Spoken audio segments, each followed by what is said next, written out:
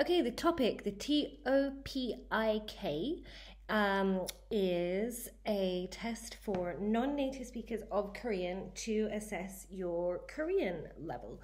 And I'm planning on taking this in November, so this is going to be a series of videos about my journey, my learning experience, in specifically preparing for the topic. I made another video about the pros and cons of standardized tests and mean judgmental people who judge people on their language skills by arbitrary barometers, which I think is not very nice and not very healthy.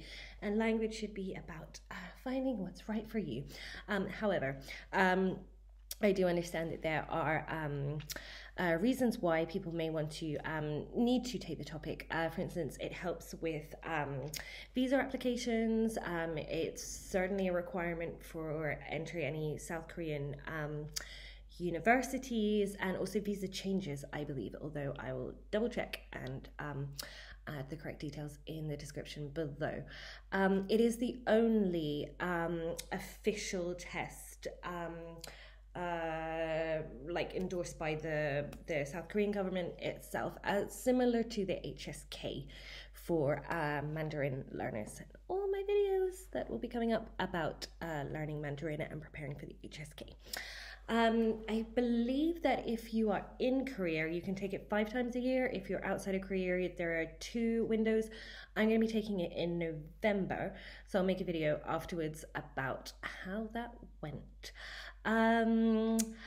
Advantages or disadvantages for taking the topic. I mean, it obviously, as with everything, depends on what you want out of this language, out of your language learning experience. And aside from the reasons for the hoops that you have to jump through for getting the topic for a visa or for admission to a university, I do think there are benefits to preparing for the topic and using the topic exam to structure your Korean language learning. That said, absolutely no judgment. It completely depends on what you are learning Korean for and what you want to do with your Korean. I found it very helpful. I've been preparing for the topic for about 2 months now, and I've found it a very useful way to structure my learning, partly because so many of the Korean language resources out there for non-native speakers to learn Korean are geared around preparing for the topic. So that can be kind of like a very useful inroad. As with everything, and I said this in the video about preparing for the HSK with Mandarin, it depends on whether you find preparing for exam a way to structure your learning, a way to kind of motivate you to move forward. I found it very useful. I found it very helpful, particularly because there's such a richness of resources out there. All the past papers are online and free. I'll put a link below. Also, a lot of apps. I don't have one in particular to recommend, but if you search for TOPIK in apps, I've got a bunch of topic preparation apps. I downloaded an app way ago for learning Hangul. That I found very useful. So yeah, if you haven't taught yourself Hangul yet, you kind of need that for the TOPIK. I can make a separate video on that if people are interested. I love Hangul. It's just satisfying alphabet. It's like Jenga. Like it all fits in place. Yeah, I don't think I've ever spoken to anyone who's tried to learn Hangul who's found it an unpleasant experience. It's a very satisfying and logical alphabet to learn. So the TOPIK is in 3 levels. Intermediate, beginner, intermediate, and advanced. It's not like the HSK with all the different levels. And as with the HSK, it tests you. There are 4 sections. So there's vocabulary and grammar, and then there's reading, writing, listening, and those are done in different sections.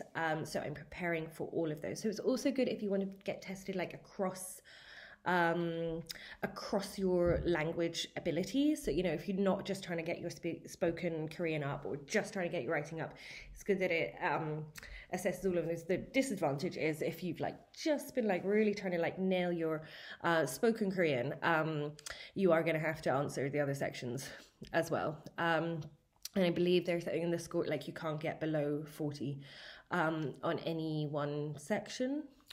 But I'll double check that and add it.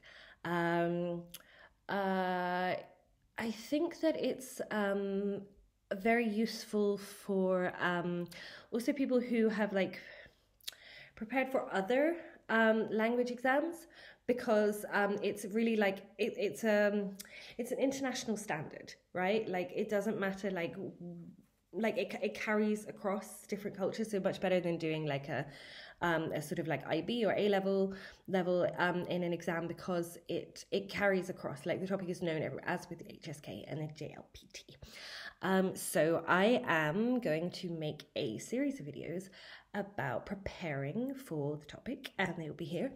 And I would also very much welcome any advice or any insights or any stories about how other people have found preparing for this exam, or anything you'd like to, you know, warn people about, or just should the exam not exist? All those questions and more. Yeah, so that's what this video series will be about.